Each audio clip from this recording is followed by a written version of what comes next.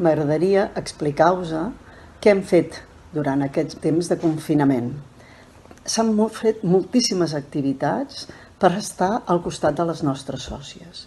És un moment dur, és un moment que volíem estar al seu costat i els hem donat tot tipus de suport jurídic, econòmic, inclús del dol, de la pèrdua, tot tipus de suport.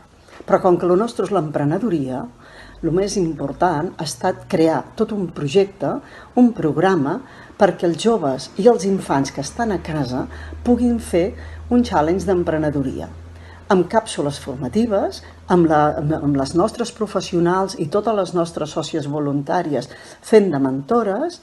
Volem realment que pensin en el Covid i pensin com buscar solucions des del Covid, però des d'una manera metodològica, amb tota una mena de tutorial, a més creant un prototip i posant el projecte sobre la taula.